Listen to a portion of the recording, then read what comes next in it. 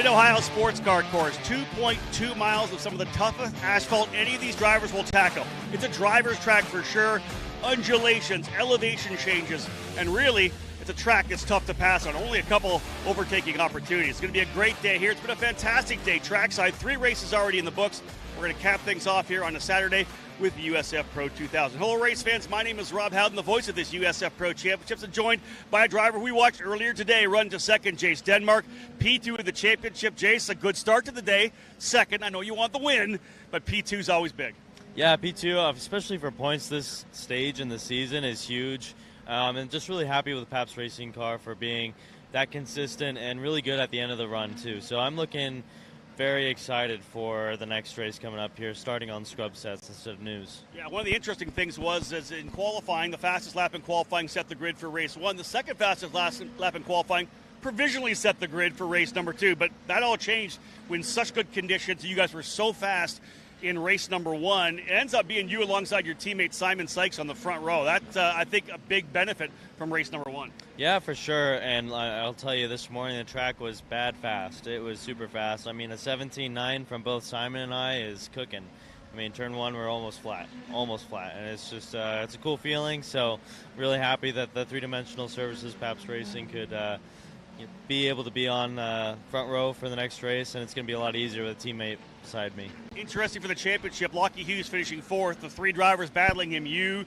Of course, Christian Brooks and Nikita Johnson all beat him, so you tighten things up in the championship. Does that change your mindset side by side with your teammate at the start? Do you need a win here again, or is it all about beating Lockie and closing that gap?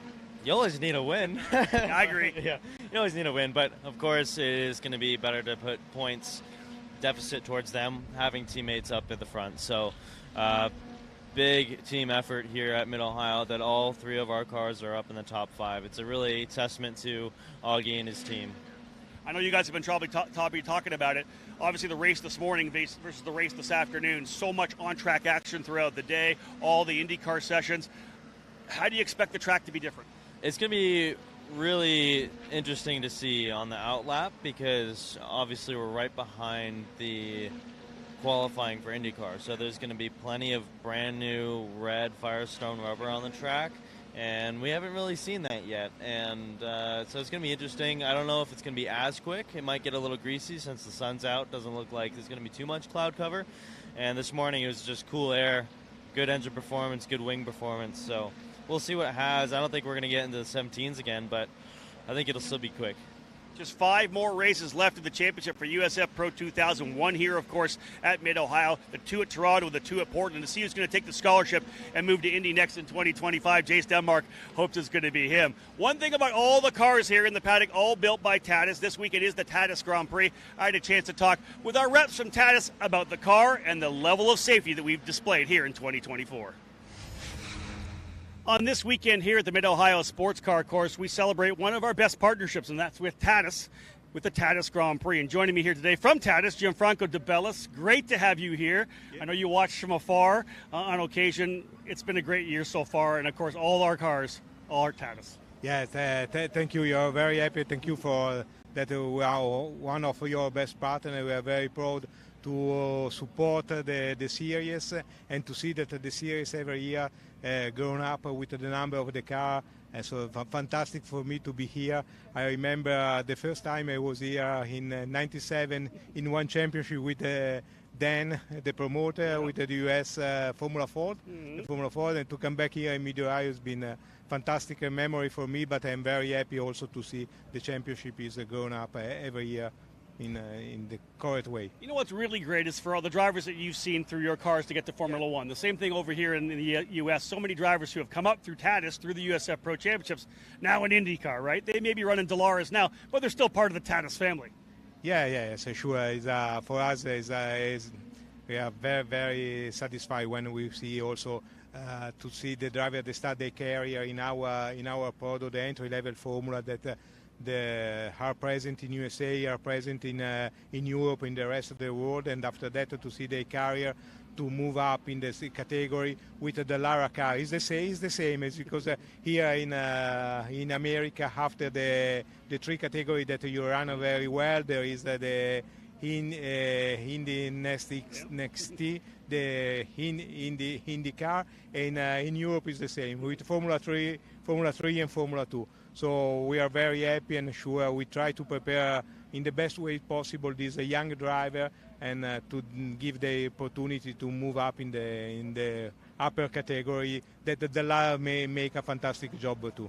I know that when you guys sit down to pen out a new car, right, you want it to be sexy, you want it to be aerodynamic, it has to look good.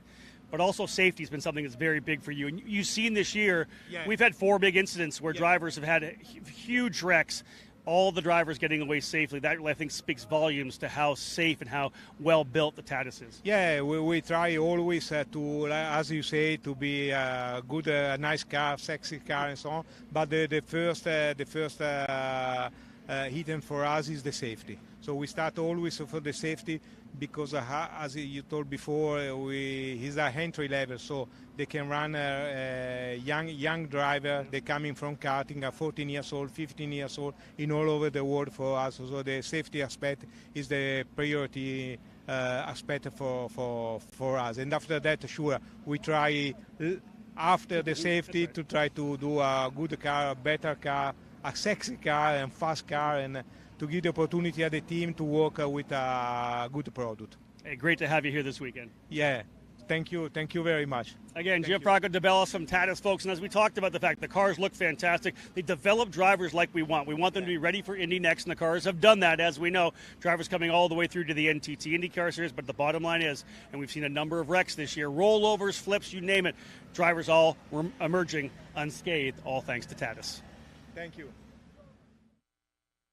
You can feel confident Continental is the smart choice in tires. Can they handle extremes? Yep. Tested from the Texas desert to near the Arctic Circle. Really? Really. Anything for the guy who finds that one pothole? Yeah. Road hazard coverage has your back. For real? Absolutely. Were they made by like a bajillion engineers? Well, closer to 100. Continental. Welcome to the smart choice in tires. Over the years, we've chased down a lot of dreams, each one leading to the next, all the way to our most electrifying dream yet. Introducing the all-new, all-electric Honda Prologue.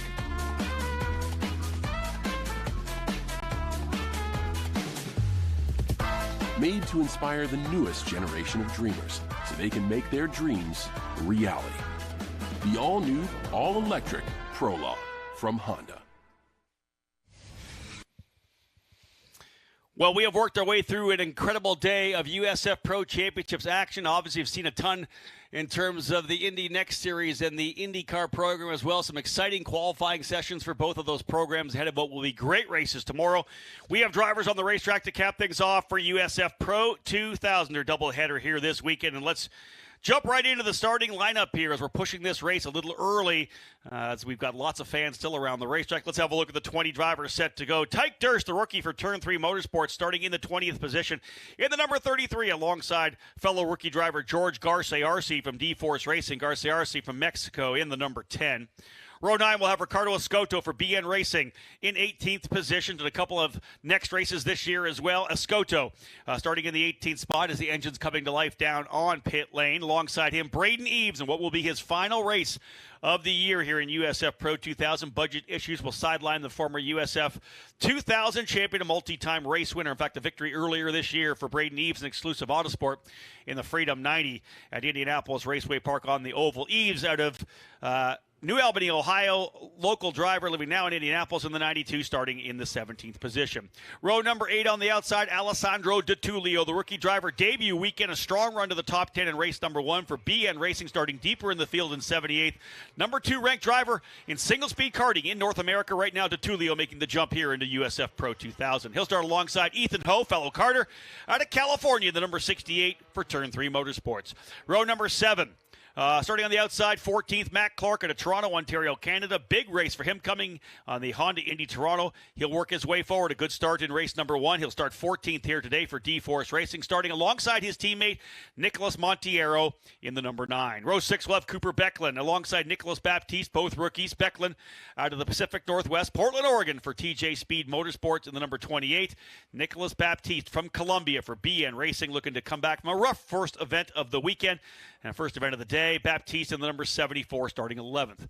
Into the top 10 now, row number 5 on the outside, Logan Adams. He rolled his primary car at Road America a couple of weeks ago. They built up a brand new car. Didn't get a chance to get it on the racetrack. Thursday and Friday, all about trying to dial it in. Those little issues of a brand new car, they think they have it dialed in. He turned the 10th fastest time in race number 1, putting him on the outside of row 5. Alongside Liam Skeets, the driver in the championship contention right now. P5 in the points for the Kiwi for TJ Speed Motorsports, the rookie. In the number 26, already a race winner on the season. Row 4, fast Frankie Mossman on the outside for Jay Howard Driver Development. He's up to 9th place in points after a good run in race number 1. He'll start alongside Canadian Nico Christodoulou for VRD Racing. A win earlier this year in USF 2000 competition, but moved up to pro after an issue at Indianapolis. He'll start on the inside of row number 4. Row 3, Danny Jashelski, the rookie, who now currently sits 6th place in points for Turn 3 Motorsports. A bunch of top 5s midway through the season. Jashelski driving the number 3. He'll start 6th alongside Nikita Johnson. Numerous wins on the year, including the race number 1 here this weekend. Nikita Johnson for VRD Racing out of Gulfport, Florida, starting in the 5th place in the number 17 inside of row number 3. Row 2 will have Christian Brooks in the number 19 for Pabst Racing. Just jumped out of the car for Indy Next, ready to race here right now. Again, double duty weekend for Christian Brooks. He is banging out the laps here at Mid-Ohio, the rookie out of Santa Clarita, California. Number 19 starting in the 4th spot. Inside of that row, starting 3rd, your current point leader by 43 markers. Right now, that is Lockie Hughes out of Australia, now living in Carmel, Indiana. The Turn 3 Motorsport driver has had a fantastic midway through the season. He'll start on the inside of row number 2. 20 drivers in the field, 2 on the front row, off pole.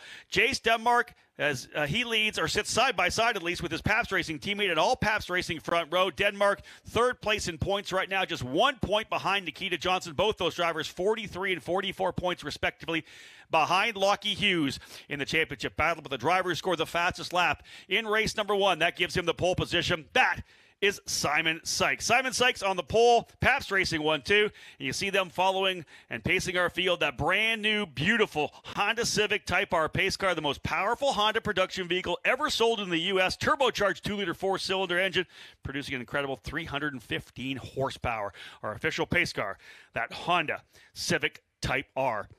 Field now set and getting ready to go. As I said, we pushed that start to get these drivers onto the racetrack. 30 laps for you here to cap off a day's action. It's been packed. These drivers started it at 8:45. Back on it here as well to cap off the day. A gorgeous day here at the high heat of the day, 81 degrees. Cloud, a little bit of sun, about 112 degrees track temperature, and these drivers set to go at it. Sykes on the inside, last year's USF 2000 champion. Former multi-time USF 2000 race winner Jace Denmark on the outside. Field set, coming to the line. Green, green, green, and a fantastic start for Sykes, as well for Lockie Hughes, as Hughes will try to roll in around him, not quite enough, and wow, Jace Denmark comes across the bow from left, or right to left, rather, to hold the spot. Everybody clean and green through turn number 1, and Simon Sykes, who won here last year in USF 2000 competition, leads the way into the keyhole for the first time. 3 wide further back, someone trying the outside line to see if it'll work, and it actually might have. That is one of the BN racing cars getting on the throttle early. One driver full 4 wheels off, trying to pick that up as they come back on. I think that might have been one of the VRD drivers. It might have been Nikita Johnson. We'll see as they come back down. There's the battle for the lead right now. You can see Jace Denmark, Arizona driver, now living in Indianapolis. He needs that first win. Has not got a victory as of yet. Simon Sykes has won so far. Won the 3rd race at Indianapolis on the road course, so he has tasted victory this year. Jace Denmark, with a brace of second-place finishes, needs that victory, especially considering the fact that he's 44 points behind Lockie Hughes right now. The 2 Pabst Racing cars pulling out and making a Pabst Racing 1-2-3 up front, as Christian Brooks has got by Lockie Hughes as well. It's Sykes, Denmark, and Brooks, the top 3 drivers. In fact, Hughes has dropped back a couple of spots. I think he's actually back, into the 4th spot. That may be Nikita Johnson. Let's try to find out who's got that spot. Yeah, indeed it was Nikita, so it wasn't Johnson who went off the racetrack. We'll find that out momentarily. I think that might have been Nico Christodoulou, maybe? Yeah, Christodoulou falling to the tail of the field. That was the driver who went 4 wheels off coming out of turn number 2 for the first time. So Sykes, Denmark, Brooks, Johnson, and Hughes, the top 5. Dushelski 6th, Mossman 7th, Skeets in 8th, Clark 9th, and Logan Adams holding station there in P10. Logan Adams, of course, the grandson of a longtime Indy Racing lead driver, Mark Dismore, a winner of many events and one of the most historic families in North American karting. The battle, though, coming now for Brooks as he's trying to hold off a charging Nikita Johnson. The 2 turn 3 cars right behind, Lockie Hughes in the 44, Danny Dushelski in the number 3, and John Phippen, again, the voice of Mid-Ohio, joining me here on the broadcast as he heads throughout the weekend. I'm going to say a pretty decent opening lap. Not all bad, yeah. Everybody's minded their P's and Q's. Nico dropping a wheel off at the exit of the keyhole, about the only incident so far. And when that happens, let's be real, it will pull you right off the racetrack. Depending on how it comes, you're doing the best you can to get back on the racetrack. Nico goes to the tail of the field. Everybody, of course, powering out of the keyhole, able to get around him. So he'll press the reset button and try to come back at it. He qualified up in the 7th spot, so he knows he's got race pace. And with a 30-lap race, this is a long run, he'll be able to work his way back forward. I think he's already got a couple of spots, getting by both Tyke Durst and I think George Garcia Arce as well. So we are rolling. The race is underway. Sykes, Denmark, and Brooks, they are the drivers who have pulled away up front. Pabst Racing 1, 2, 3. And you just got to think about Christian Brooks right now. He did 30 laps this morning, then an Indy Next practice, then Indy Next qualifying. Here he is for 30 more. Talk about really focused and testing all the fitness you've done over the last 4 or 5 months. Although he's a pretty good candidate because he is ripped. Yeah, no doubt about that. He is in pit fit a lot. He's wherever he is, this guy's working out, and he is indeed getting worked out right now to a certain extent by Nikita Johnson. Johnson second place in points, 43 markers behind Lockie Hughes, but that is the fight for P3 right now. In fact, yeah, look at this. That's 3, 4, 5 right there. Is Johnson's right there. Lockie Hughes is ready to pounce as well, and so is Danny Dushelski, John. He is keeping up right there with him. He's running 6th on the racetrack, but I think kind of just biding his time, waiting for his teammate Hughes to potentially make the move by. Yeah, exactly right. And, Lockie Hughes, as we've talked about all weekend long, he's got a big lead, 43 points coming into this round. He just needs to finish. If he can extend his lead, great, but there's, only 2 more rounds of racing left at Toronto and at Portland, so he just needs to keep on keeping on. If he's not able to get forward, don't take any risks. And again, if you come to a race like here where they haven't been the dominant team, right? Pabst Racing, we know, has been very good. VRD with Nikita Johnson, really good. Lockie's just got to say, hey, okay, I had a 3rd-place car to start. What can I do? Top right. 5. I'll take this thing to the best I possibly can. Don't overcook it. Don't throw it away. Be super smart in terms of bringing things home. Rusty Bell, they're coming in front of you right now. Sykes as the leader. Or not. So there we are, coming down to the keyhole there, down into turn number 1, or the 1, 2, and now 3. Here's down to 4. Wow. Sizable lead, and there's the move to the inside for Nikita Johnson, making the move to the bottom of the racetrack. Johnson to the inside. Big move down the straightaway. He's been putting the pressure on, and that puts Brooks back into the 4th position. And really, that's stacking everybody up behind them as well. Liam Skeets has arrived on the scene. So has Frankie Mossman. So it seemed to me like Christian Brooks may have been stacking him up a little bit, although Johnson doing a great job to work his way by. Rusty, you with us again? Tom, are you with us? I'm here. And Steve as well? Okay, Rusty's just not coming in. So indeed, across the line comes Simon Sykes. There's that rest of the field. 3rd, 4th, 5th, 6th, 7th, 8th, 9th. Great. Look at this battle further outside the top 10 as well. This is what I love about this program. There are so many great drivers out here, especially when you get to the top rung of USF Pro 2000. This is when the drivers are really scrapping it out for position all the way through the field. So many of these drivers have already been through USF 2000. They've done a couple of years. The experience is there. A driver like Liam Skeets as well.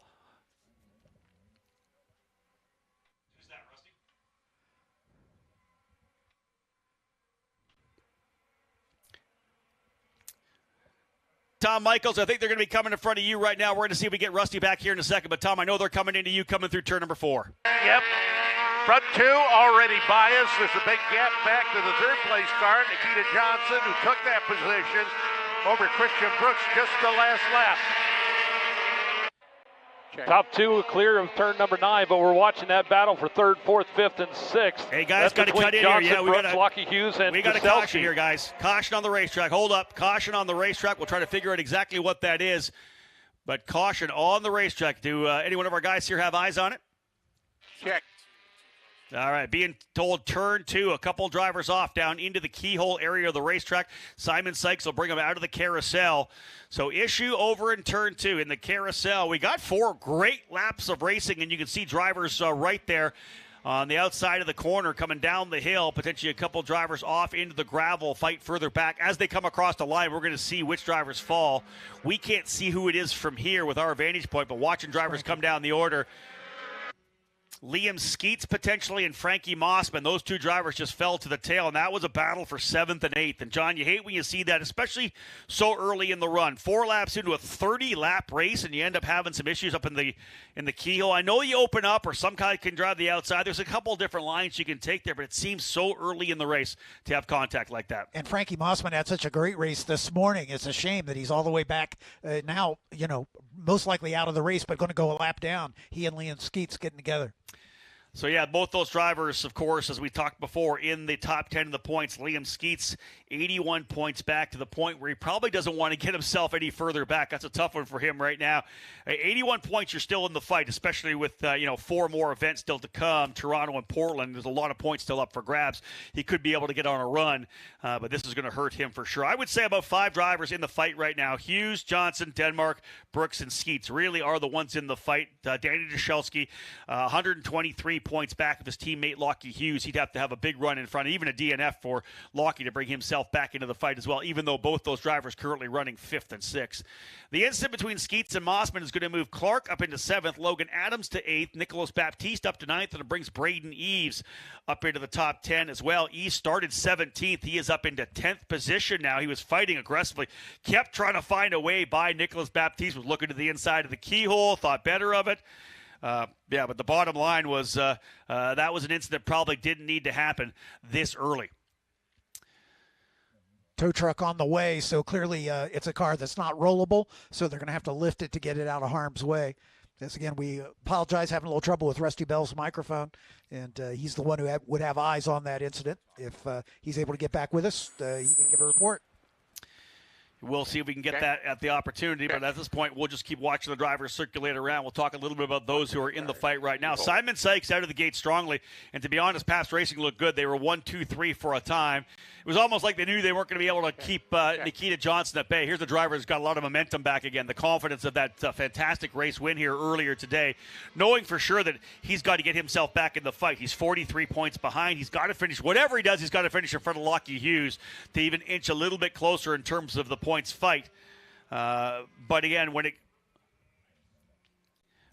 it comes down to the fight up front, Denmark looked like he's strong. Sykes was very good. Both those drivers kind of got out nicely.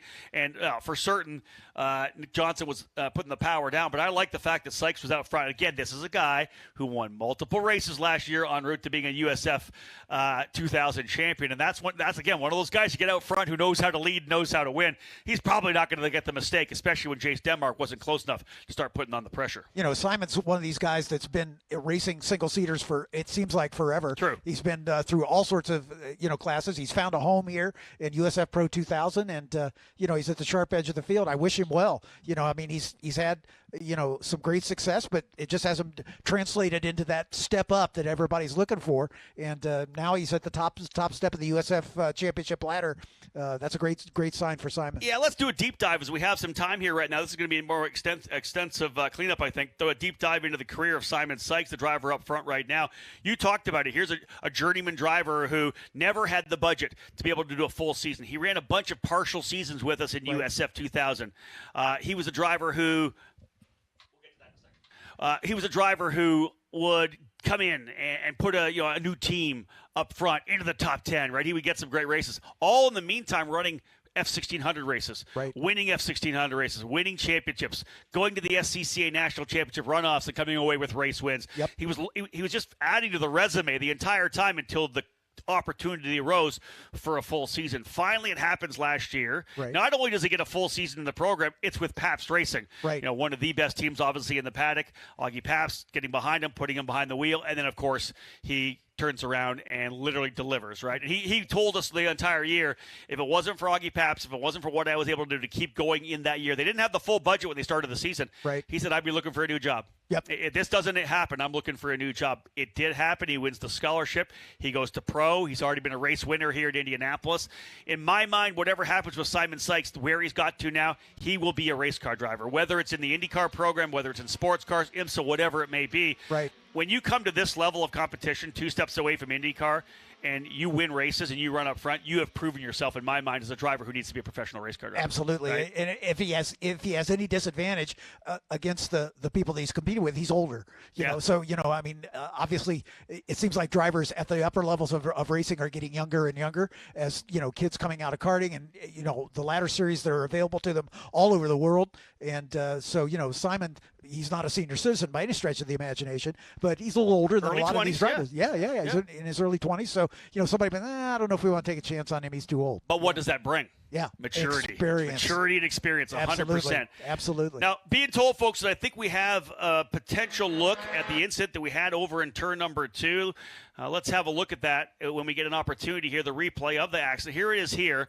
So the leader's coming through. Look back a little bit further. Here's a good zoom angle. So the leader's coming out, Sykes, Denmark. You'll see Johnson. And then expect to see in a couple of corners here, a couple drivers get together. Here comes the 2 cars. This is side-by-side, Skeets alongside. Oh, okay. So actually coming through the corner there, I'm thinking there's got to be some kind of contact, John, Sure. But very quickly, Frankie Mossman, all of a sudden, the rear end just snapped loose. It wasn't like it was a low spin. It was like he was coming around the corner, whether onto the power or whatever it was. All of a sudden, that car just started to rotate. Yeah, and I'm guessing there had to be some contact there. I mean, it didn't look like, it just got away from him. Yep. So, yeah, it's hard to tell from that camera angle, obviously, but it sure looked like there had to be some contact. With Skeets going off as well, you wonder if it was some side-to-side contact potentially that would have kind of locked them together because he went straight off the racetrack as well, whether maybe the wheel got ripped out of his hands or something. Sure. That remains to be seen. Of course, we'll do a full debrief later on.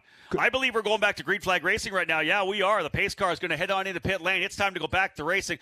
Lap number 8 will be completed this time by 22 still to go, and Simon Sykes going to handle the restart onto the throttle. Watch for his teammate to come at him quickly. Big run for Jace Denmark. No, yeah, big lead. He'll go around the outside, but Sykes, a great job to the inside, not quite there. I guarantee you Nikita Johnson was ready to pounce. Like, just let me see a little bit of glimmer that I can make the move on. It's still those drivers up front. And in fact, I think Denmark may have gone to the lead. Yeah, I don't think maybe a little bit of an issue there. No, I think that's Johnson to the lead. Nikita Johnson to P1. It's Johnson to the lead. Johnson to the lead. They're coming through turn 1. They were side by side in front of him, and Johnson takes the spot away, pulls away by a couple of car lengths here down the straightaway. Rusty, any kind of issue coming through turn number 1, or did he just power around the outside? They were just side by side, trying to fight with each other, and Johnson took the opportunity and just went around the outside of both of them. Contact over in turn number 5, and that is Christian Brooks being one of them. That might be the leader. That might be the point leader, Lockie Hughes, because one driver fully off was Simon Sykes. So a number of drivers off there in turn number 4 and 5. Contact in 4, and I know there's big damage to Christian Brooks. I want to say the left front. Give us a shot of what's happening out there, Tom. Yeah, Simon Sykes, one of those cars, but he has been able to get away. We've got another one of the machines just in front of us, and that one's not going to get any place. And another one just outside the kitty litter over there, and it's got right front wing damage, but it's going to be able to move along as well. But we're going to have to take care of this car, and the sun is shining just enough so that I cannot get the number. Yeah, Tom, that is the point leader, Lockie Hughes. And we always say you never know what's going to happen in these championships. The point leader, Lockie Hughes, able to continue out of the gravel, or out of the grass, rather. But the number 44 turn 3 driver, who has a 43-point lead, is out of the race. The driver right behind him now is the leader, Nikita Johnson. What a change of fortune here right now. We're going to have another look at it here. We're talking about a lot of the drivers in the lead group here. Sykes, Brooks, Lockie Hughes, somehow Nikita Johnson. Obviously, Nikita's the leader coming through. What happens coming through here? I want to say Lockie Hughes may have pushed out a little bit and got into the side of Simon Sykes, and Sykes goes to the grass. Brooks makes contact with Hughes, and they roll through. Denmark has gone to second. Logan Adams up to third. What a run for Logan Adams. Nico Baptiste up to fourth, and Danny Jashelski now. Here's the replay again. Have a look at the contact between the two drivers there. So indeed, coming down into the corner, man, I would love to see some in-car, because whether or not Hughes got up on the curb on the inside and maybe shot him over to the left a bit, something happened to Hughes' car as they come down into that braking zone. They're in there.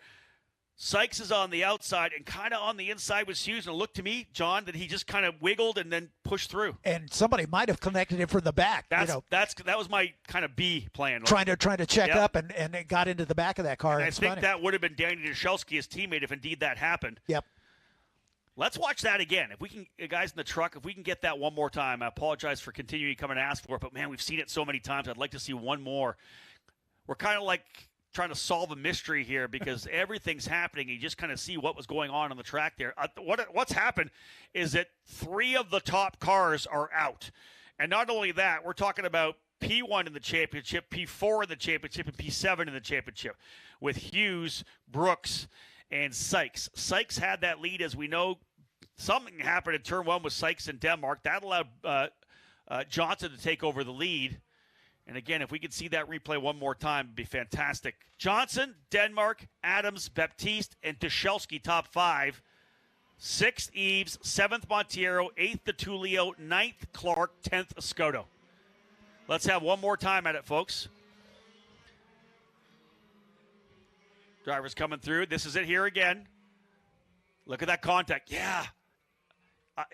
Again, it looks to me that he may have just made contact with the curbing coming in. I don't know that it could have been contact from the rear, because the car obviously, John, rotated away from the corner, counterclockwise, coming around the other direction. At that point, really, for Lockie, he's got wheel into it to try to, and then probably coming back the other way. Across the track it comes, 100% goes into understeer, straight into the side of Simon Sykes. Christian Brooks, with nowhere to go, plows him from behind and damages his left front, and then allows everybody else to come through cleanly. Denmark somehow getting through. Great job for him. Adams, Baptiste, Jashelski. Simon Sykes has at least been able to continue, so lead lap. We were just bragging on him, so we can eliminate the commentator's curse from Simon Sykes' problem, because he was able to continue. But Lockie Hughes comes into this race with a 43-point lead over Nikita Johnson. Guess what? That's going to be 10 points. Yeah, Lockie Hughes. I'm sorry, John. Lockie Hughes just came out of the pit lane, so he has continued too, catching the back of the field. So he's going to recover for maybe a few points. You are exactly right, guys. He's just crossed the line, I think, to put lap 10 in. So Lockie Hughes still in the lead lap, although he's going to be well behind, because I think we're going back to green this time by. Here's another shot at it here. Yeah. Every time we go closer on it here, it's just a little bit too late to see the close shot, but you can see the resultant contact of drivers essentially back and forth, pinballing back and forth between the contact. Whew. Wow. And again, listen, you can't say it enough, John, in a championship like this, with 33 points max to winning pole, fast lap, most laps led, it doesn't take much for a big swing. That 43-point lead. Now, again, Hughes has got a lot of time. We got 20 laps left. They're going to power their way back forward, provided the car's not too damaged. Had he been out and Johnson getting the win, you're talking about a 30-point swing. A 42-point lead, 43 massive, is now 10 points. Exactly. Or 13 points. Exactly. That's nothing. And we've seen it happen here at Mid-Ohio before. Time to go back to green flag racing. Nikita Johnson trying to see if he can't go back-to-back jacks here today. Good start for him. Jace Denmark slotting back into second once again. Third is Logan Adams. A podium finish would be unbelievable for Adams, but still a long way to go. Again, that big flip at Road America.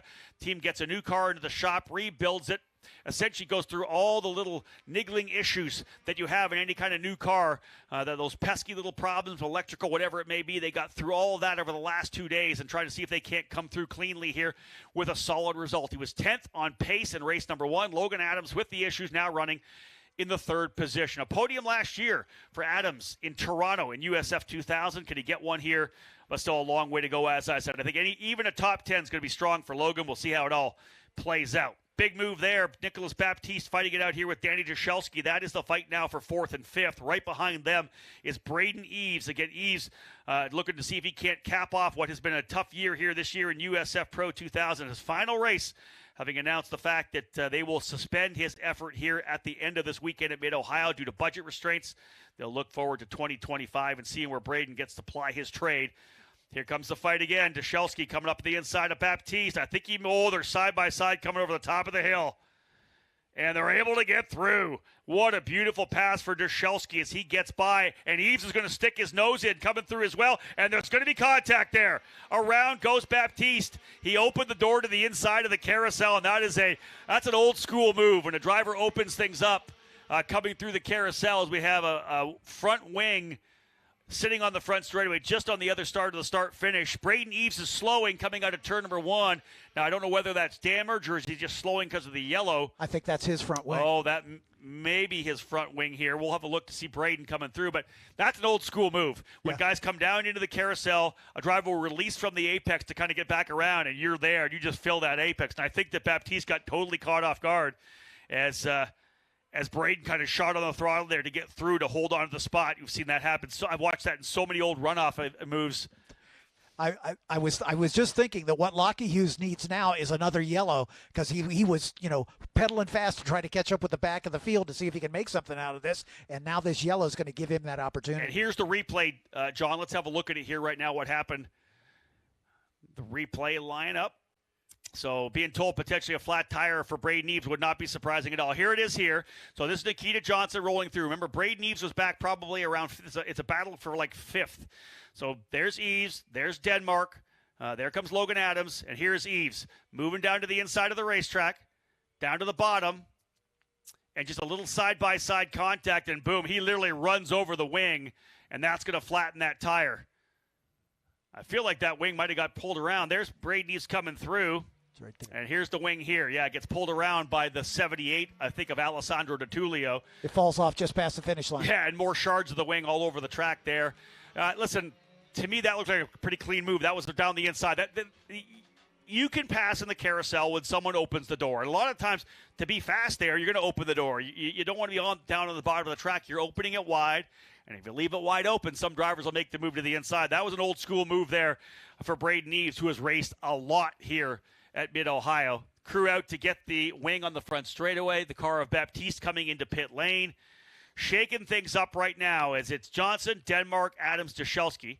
Nicholas Montiero advancing now up into the 8th spot. As here comes Eves in the number 92 to put a fresh left rear on the car. Man, he had a good run going. Looks like the right front might be damaged too. I don't know. We'll see. It's probably because the left rear's down. I saw the right front off the ground. It's probably just because it's tilted because of the flat left rear. So Nicholas Montiero for D-Force Racing into P5. Alessandro DiTullio now up to 6th. Ricardo Escoto 7th. Matt Clark 8th. Cooper Beckla 9th. And Nico Christodoulou, who was 4 wheels off coming out of turn number 2, is now back into the top 10. Sykes has got himself back up to 11th. There's still lots of racing to go, folks. Oh, yeah. Ethan Ho 12th. Garcia RC 13th. Durst 14th. There wasn't enough racing to allow Lockie Hughes really to do anything. And so he's the 13th, or rather he's 15th in the order. Baptiste into pit lane 16th. Eves into pit lane 17th. And then out, as we know from the incident earlier, Christian Brooks out of that race, that incident down in turn 4. Liam Skeets and Frankie Mossman from the issue over in turn 2.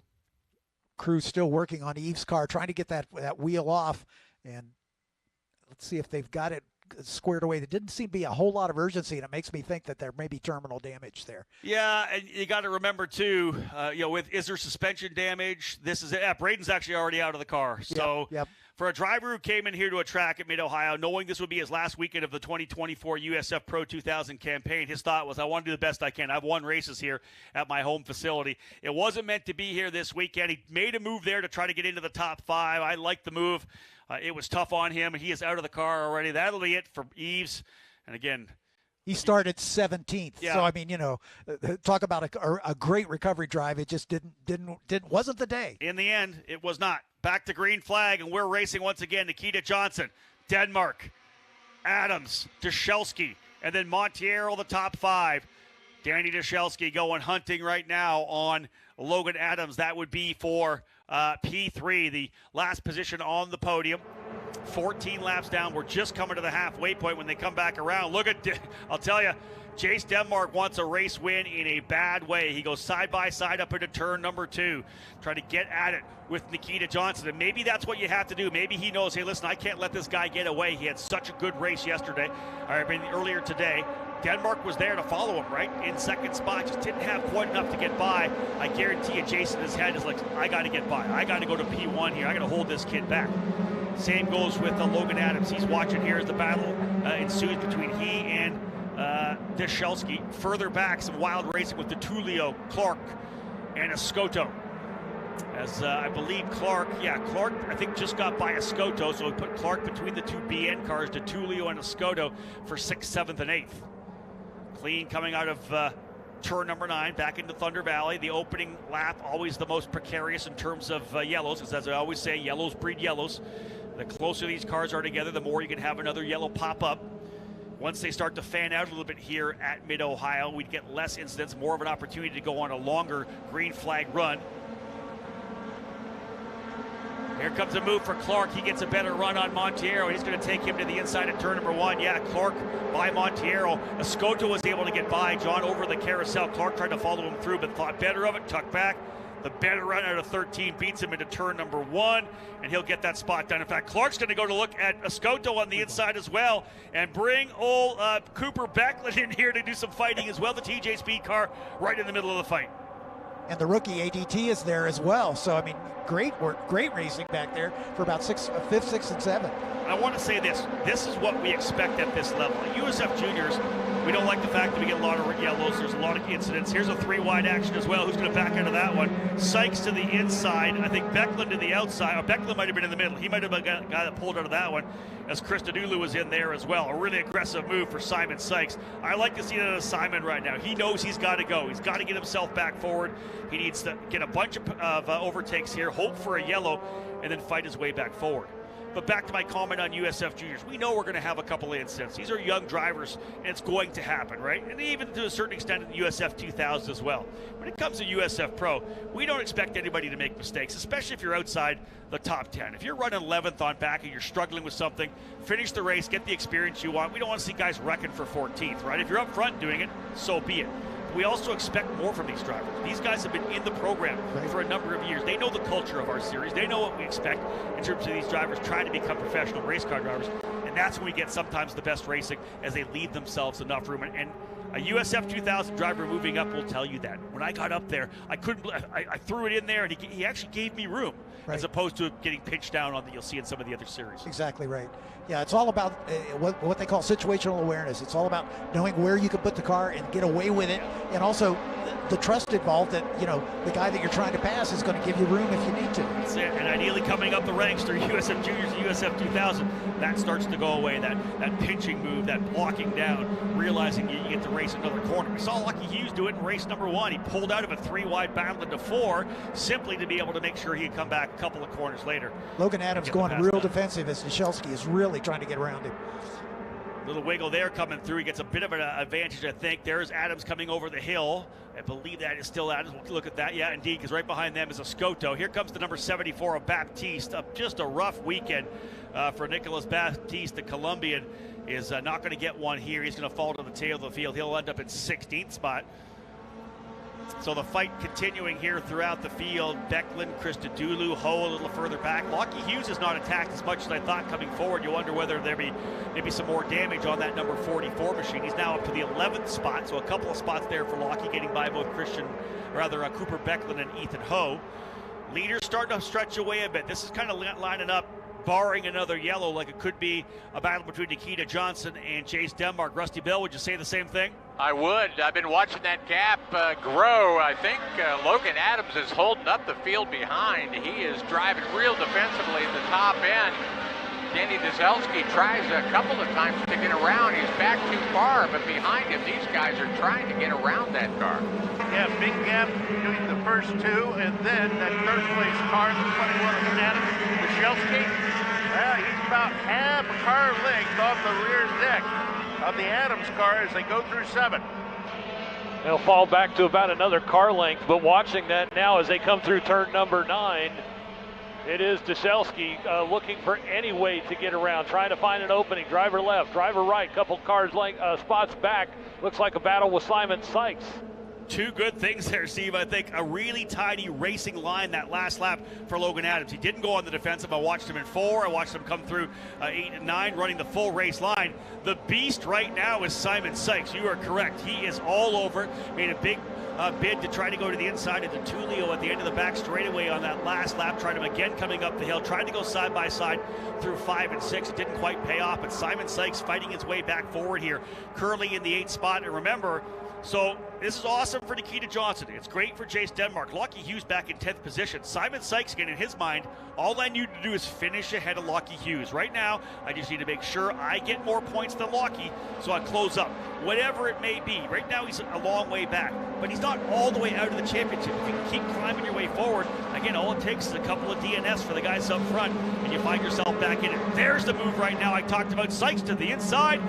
Book it. He makes the pass to the inside of turn number 4. John tried it a lap before, didn't quite get it done. This time more decisive, drove it all the way to the bottom of the racetrack. And the next victim will be Matt Clark, as he's going to try to close down on him. Mac, the 2022 juniors champion in the inaugural season of juniors, and carried it forward into USF 2000, and now racing at the top level. Steve Connolly out there, you see maybe a little bit of an issue for Adams over in turn 8 last time through? Oh, yeah, he came down and he clipped that inside curbing and got the car real squirrely, and pressure came real quickly from Deselski as he chased him up through turn 11. Yeah, you can't make a mistake against this field, man. They're on full power. They're ready to pounce whenever they're possible. For me right now, Johnson versus Denmark up front. I'm loving this battle. These guys kind of checking out, getting the job done here right now. They are 5 seconds out. Both those drivers knowing right now they're going to be able to pull away even further. For even closer. Because remember, those drivers are 2nd and 3rd, but they are closing on Lockie Hughes. He now all the way back in 10th position. I'm wondering how far Simon Sykes can come forward. He has a bit in his teeth right now, anger driving here, doing whatever he can to come forward, and knowing the fact that Logan Adams may not have P3 pace, but is using all his racecraft to defensively hold off Deselski. That's bringing everybody back into the fight. I don't know that Sykes would have a shot at this, at least even getting to the podium, if it wasn't for the fact that Logan hanging on for dear life right now, right? Deselski, Escoto, Clark, all stacked up. And right there is, as we know, Simon Sykes as well in that scholarship livery car. Right behind them is DeTulio and Chris Dedulu. They're there as well. Hey, even Lockie Hughes and the like right there in the top 10. So I think this thing's still got a lot. Leaders coming out of 13, but this battle up front, I'm telling you, we're going to see Sykes starting to put the pressure now on Matt Clark. Sykes is going to try it. Watch for a deep move. We'll throw it back to Rusty Bell and over to Tom afterwards, because I have a sneaking feeling we're going to see a move out of Simon Sykes on Matt Clark. He knows he's got the pace, folks. He qualified on pole. Rusty, they're coming out at turn number 1. Let's see what happens when they get all the way down to 4. We're watching them now. They go up into the keyhole. It tightens up to a car length. There's about 6 cars. A little bit of a brake lock up there. Keeping an eye on that. There's a change, though, back for the 5th spot. That was Clark. Take a look. Yeah. That was Clark. That was Clark. It got was around pressure, for Rusty. 5th. Yeah. Moves by down the straightaway right now. There he goes. Being hounded, though, Tom. He's going to try to hang on to that. I'll tell you what, there's no real battle between the first 2 and then getting back to 3rd place. When we take a look back here, side-by-side action, the 78 of DeTulio, Chris Dedulu, they were side-by-side as they came through 5 and now up through 7. Yeah, that battle 3rd, 4th, and 5th right now. It's the 21, Logan Adams. He's got pressure, but as you look back, Simon Sykes continues to make his way forward, running 5th, Ricardo Escoto. John, sometimes you make a pass, sometimes you pressure the driver into a pass. I was calling for the pass for Sykes down into turn number 4. The pressure he was putting on Clark caused the lockup coming into the keyhole. Yep. He didn't even have to do it. All he had to do was pinch the thing to the bottom. Clark's still able to hold on to the spot. He lost a couple positions there, but the bottom line is that was a big push there by Simon Sykes. Didn't want to give it up and made the move. A strong run. He's now up into P6. Love that pass there. And again, leaders out front continuing to dig. So there's Logan Adams. If he gets P3, he has earned it right now, holding off Danny Drushelski in the Turn 3 Motorsports car.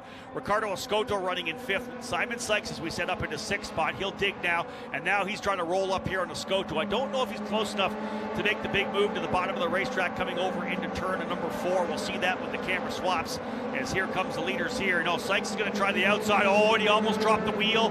The left side wheel's in the grass. How many times have you seen a driver do that? You're trying to use all the racetrack on the outside. Big fight further back as well between, I believe, Chris Dedulu and Clark, and I think Chris Dedulu may have been able to get by there at that point. But again, there's that battle for 3rd and 4th. Then we got 5th and 6th, 7th and 8th, 9th and 10th. We're squaring off as Sykes drops the wheel. He is really hanging it out there. Drops the left side tires off the outside of the exit curbing, coming down out of turn 9 in to Thunder Valley. And again, he's got to keep digging, a chance to potentially get a top 5. Right now, he is 4 spots ahead of Lockie Hughes. So everybody making up time on the Aussie right now. Sykes trying to put his head back down. Good run for Chris Dedulu as the Canadians going at it. Chris Dedulu and Clark. Chris Dedulu to 7th, Clark to 8th, Lockie Hughes up to 9th as he's able to get by DeTulio. So DeTulio looking to try to get another top 10 in his debut weekend here. Clark keeps digging as well, but up front again, Logan Adams in 3rd. Always a little early turn in just to make sure that nobody tries to make that dive bomb move. Drushelski has shown so much patience right now, John, just sitting right there with him. He could have maybe forced the issue a couple times. Does he do it down in 4 and then we'll revisit his patience or not? He's going to try it on the outside. Oh, Logan Adams is going to go to the inside as well. They're side by side up to the bottom of the racetrack. Logan's going to try the top. Hold on to it. Not quite. That was a beautiful pass for Drushelski. Oh, yeah, you bet. Did you see the rotation? Look, Adams' car started to rotate coming up the hill. I thought we were going to see when we swapped to that next camera. I thought he was going to be sideways. This is going to allow Drushelski to take off. I think we know that he was significantly quicker than Adams, but Logan had that, I got a podium at Mid-Ohio coming. I got to get this thing on the podium. I got to reward all my crew that's been working so hard. Stay where you are, my friend. If you come home P4, that will be huge for your team, I guarantee. They will greet you when you get back to the paddock for sure, back to pit lane. Nonetheless, we are winding down a little bit. 23 laps in, 7 laps to go. He's got to keep his head down because Ricardo Escoto's up on the wheel, as is Simon Sykes. Lockie Hughes has been able to get by Matt Clark, so every step forward, Hughes minimizing the damage of watching Johnson and Denmark pull away 1-2. Yep, exactly right. Little lockup there from Drushelski, I think, as they were coming into the braking zone for the carousel turn. Trying to go high, wide, and handsome around the outside. Was that Cooper Becklin? Yeah, on Ethan Ho. One of the TJ Speed cars. Yeah, on Ethan Ho, side by side coming down the hill through turn 2, the keyhole.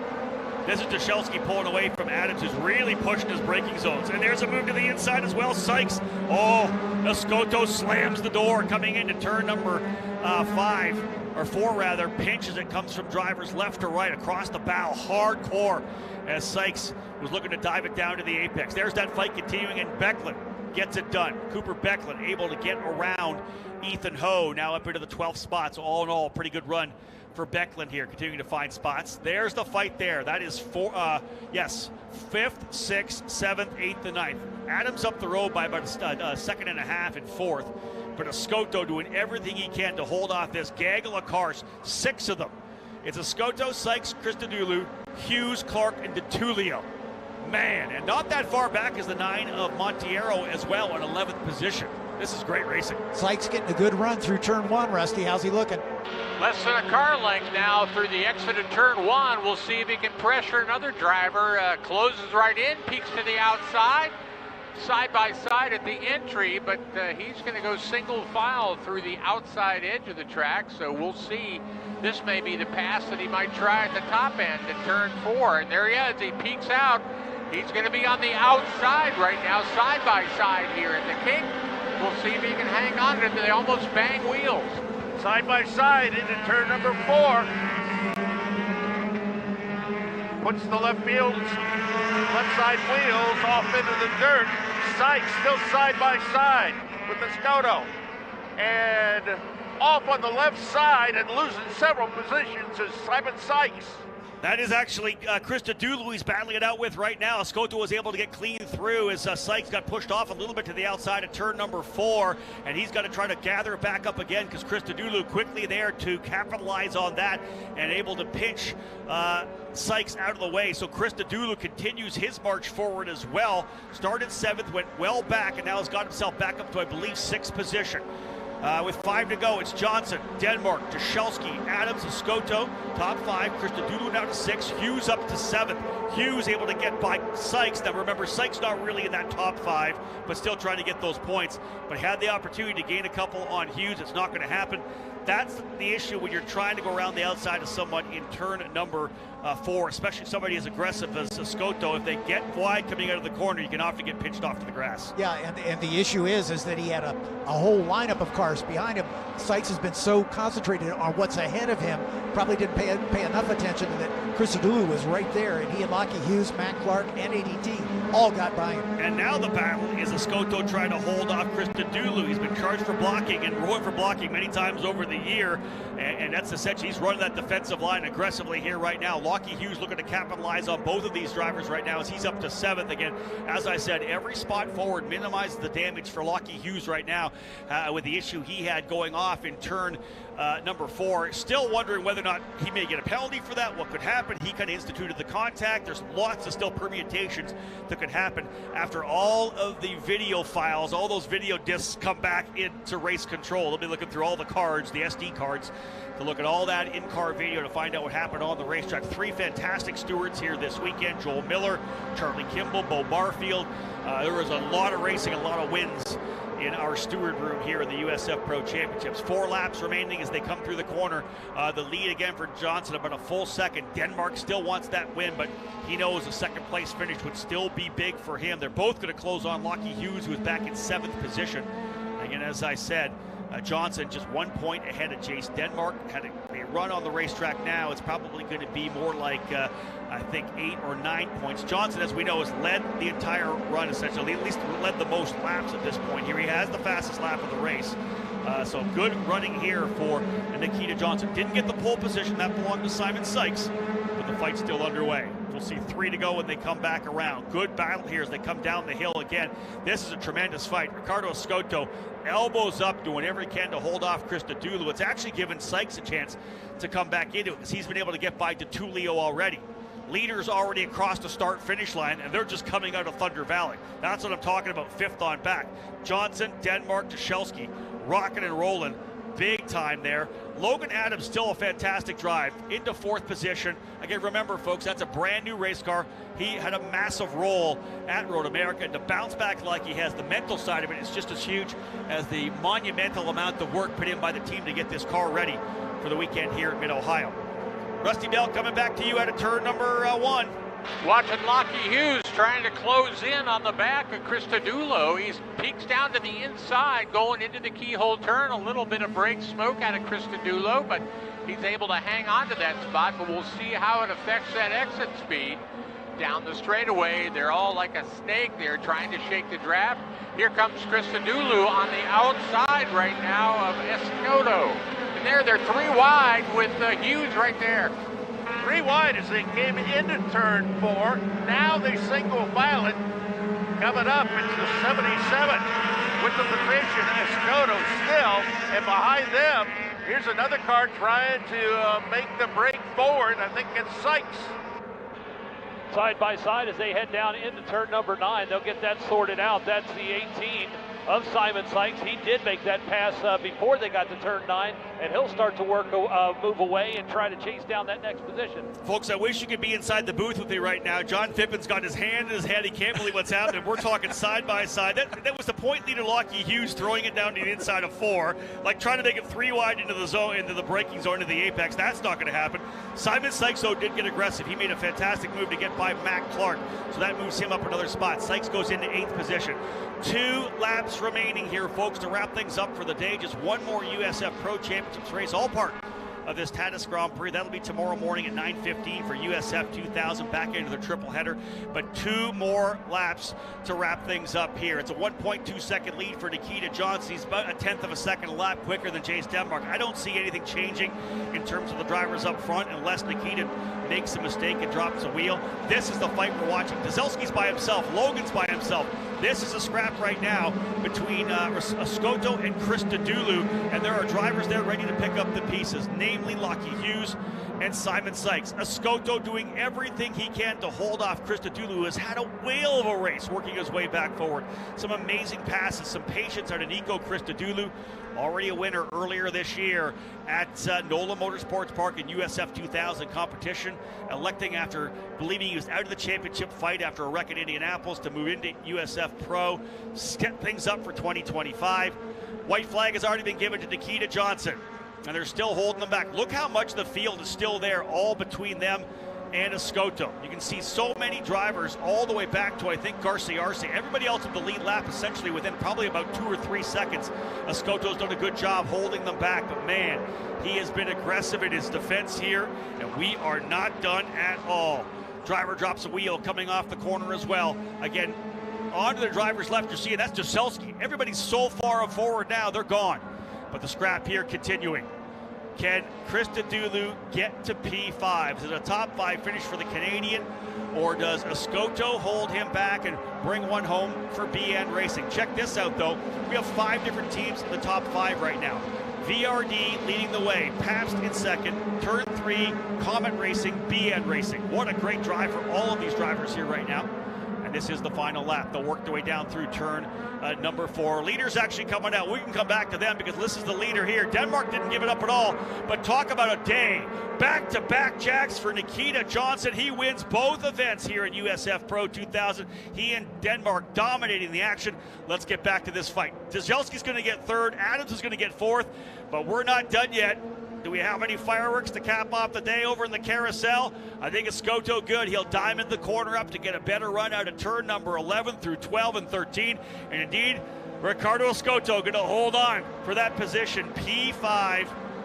We have lots to unpack here, John. Escoto ends up in 5th. Nico Christodoulou in 6th spot. Lockie Hughes, after being backwards almost in China Beach, comes back to 7th, minimizing the damage of having 2 of his primary championship contenders in 1st and 2nd. Simon Sykes right there as well with Lockie Hughes. All 3 of these guys were at the back of the pack at one point or another in this race. Christodoulou, when he went wide on the opening lap. Lockie Hughes got caught up. Sykes went to the back. They all got up to 6th, 7th, and 8th. Impressive drive. Matt Clark ends up in 9th. Alessandro D'Atulio in 10th. There's your top 10 officially results right there. Nicholas Montiero, listen, you got to go all the way back to Garcia Arce because all these drivers were in that pack. Nicholas Montiero 11th, Cooper Becklin 12th, Tyke Durst 13th, Ethan Ho 14th, and George Garcia Arce 15th. Nicolas Baptiste ended his race before the halfway point. Braden Ease, of course, the contact between he and Baptiste ended their days. Christian Brooks out early in that incident in turn number 4. Skeets and Mossman ended their weekends here at Mid-Ohio in the gravel trap on the outside of the exit of turn number 2, the keyhole. Again, let's start unpacking things as these drivers come around. Nikita Johnson, let's just start with that. Obviously issues over the last couple of races, but put his head down and comes back here with a couple of big wins. For a 16-year-old driver, mentally that gives you so much more confidence. Brings you back to center, I think, from where you were earlier this year. That technical DQ had to play with his mind a little bit, put his head back down, and he is closed up. It's not going to be as much as we thought, but he's going to gain at least 15 points, I would expect, back in the championship. It's going to be less than 30 points when we go to Toronto. Yeah, just about maximized the weekend. He got 32 points for the race this morning, and I think maybe all 33 for this one. So, oh no, he didn't start on pole. That's it, that's all. But he'll get another 32, so 64 points. And that's going to close down that battle, as Lockie Hughes did a great recovery job finishing in 7th position, but that 43-point lead is going to be a lot less as they make their way up to Toronto. Back-to-back podiums for Jace Denmark as well, huge, and I want to say 5 or 6 top 5s in a row. Jace has really settled in, but the man of the day for sure. Started the day off with a victory, ends the day off with a victory. In the podium, I talked about this mustache, right? He's telling me, well, maybe it's a lucky mustache. We talked about it between the sessions, and listen, I can't disagree with the guy. It's at this point, it's a lucky mustache. He may hold on to it for a while. We'll see. I think it's horrible. But you obviously don't like facial hair. Well, I can't grow any. That's probably why it is. Do not mess with his streak. This guy is pumped. Nikita Johnson does it again. A flawless performance, chased all the way by another flawless performance, Jace Denmark. There's his dad, Obi Johnson, in there as well. Team owner Dan Mitchell, of course. Keep bringing him over to run in Europe in GB3 as well. That's a big weekend for VRD. Yeah. Jacob Loomis and Max Taylor with a couple of victories on Friday as well. So Taylor's going to try to make it 5 victories for VRD Racing tomorrow when he wraps things up for USF 2000. So, again, last race of the day. Drivers will head straight over. They got away right after we're done. There is your unofficial results. John, I'll let you roll through those. I'll make my run down to Victory Lane. Get a chance to talk once again to Nikita Johnson. Sounds great. Nikita Johnson taking the win. Jace Denmark in second. Those two, the class of the field, with almost a 12-second margin of victory over the third-place runner, Danny Deshelski. Danny did a great job, kept his nose clean in that third spot. Logan Adams held up a big crowd of people all race long for that fourth-place finish. Ricardo Escoto also did a great job of defensive driving, maintaining that fifth-place finish. But these three drivers, Nico Christodoulou, Lockie Hughes, Simon Sykes, all three of them at the back of this race at some point or another, and with a little help from a couple full-course yellows, were able to get back into the fight and just drove the wheels off their cars. Great stuff for all three of those drivers. Nicholas Montiero taking the 11th place finish. Cooper Becklin had a couple scraps throughout the course of the race as well. He comes home in 12th spot. Ty Durst, a good finish for him, up into 13th. Same story for Ethan Ho. Garcia Arce will finish in the 15th spot. Baptiste, tough weekend for Braden Eves. The car breaking after making a really well-deserved attempt at a pass there up in the carousel. It all went wrong, unfortunately. Christian Brooks, the same story with Liam Skeets and Frankie Mossman rounding out the 20-car field. So couldn't ask for better racing. It certainly was a fantastic end to the day, and we've got one more race for the USF Championships tomorrow morning at 9:15, the finale of the USF 2000 championship for this weekend, as they are the only class of the three that have a triple header, and they will set off their final race at 9:15 tomorrow morning.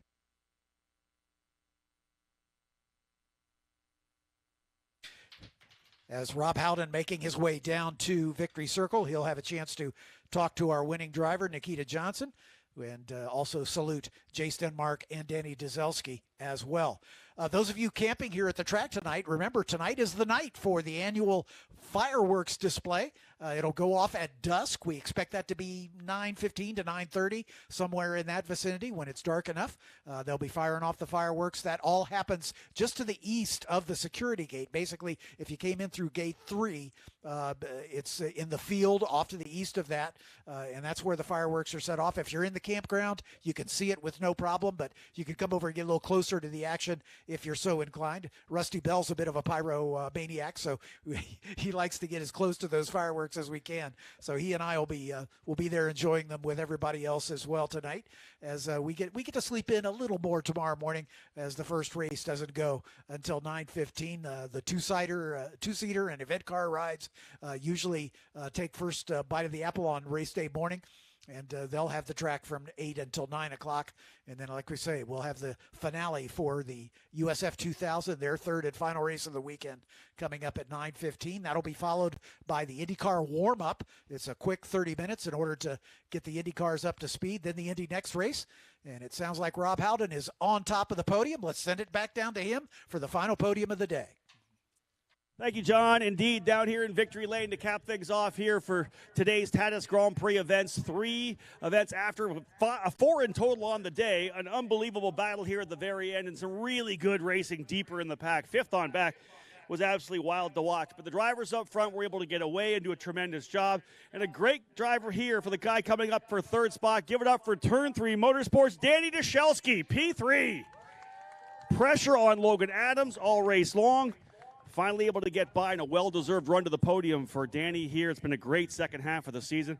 Again, you got to keep digging. When the leader has some issues, you got to make sure you maximize on points. Both of these drivers did that. Coming home in 2nd place today, making up big points in the championship chase from Pabst Racing, Jace Denmark. Excellent job for Jace. Going to P2. But again, what a way to come back after some issues earlier in the year. Definitely back in the championship fight and winning 2 races here at one of the toughest tracks, a driver's track for sure. You got to give it up for him for VRD Racing. Back-to-back jacks for Nikita Johnson. Well, Nikita, it's a lucky mustache, no doubt about that. Congratulations. What a drive. Talk about how good that car was first. Yeah, this VRD race car was just on rails. I mean, I can't thank the boys enough and Dan Mitchell. Just this car was amazing. Pressure from the entire race from Jace. Did you know he was back there? Were you kind of taking care of the car itself? Yes, Dwayne and Dan was on the radio, so they're giving me updates every lap. So I knew the gap behind me. I knew how to go manage the gap, keep in my aero wash, and then go push at the end. We, of course, roll on track right after qualifying for IndyCar. Were you surprised by the grip that was there, the rubber that was laid down, or were you pretty ready for it? Yes, the grip was a bit different this time, and it was a lot hotter, so it felt a bit greasier. Let's talk about the championship all told. Obviously, you had the issues earlier in the year. Do you feel like you're back to where you were at the start of the season? Yes, for sure. We were always there, just had a bad weekend, but we're back, and we're back in the points. Congratulations. Who do you want to thank? I want to thank everybody from VRD, Dan Mitchell especially, my dad for being here, my mom and brother back home, everybody in Florida. I want to give a shout-out to Beth and Mitchell, my second mom almost, and then Sky, she's 6, so hopefully we can see them soon, but just everybody in this whole program that's putting in the hard work, and you can see the results. Nicely done. Get on top of the podium, grab that P1 trophy. Back-to-back jacks today, folks, for Nikita Johnson. Started off today with a breakfast victory, and it's an afternoon dinner win as well. What a fantastic day to bookend some great racing here in the USF Pro Championships, and 100% back in the championship discussion. Lockie Hughes finishing further back outside the top 5. That is going to open things up for all of these drivers to close up in the championship fight, primarily Nikita and Jace, who were just 43 and 44 points back respectively. It's going to be likely within 30 points as we head to Toronto for a doubleheader there.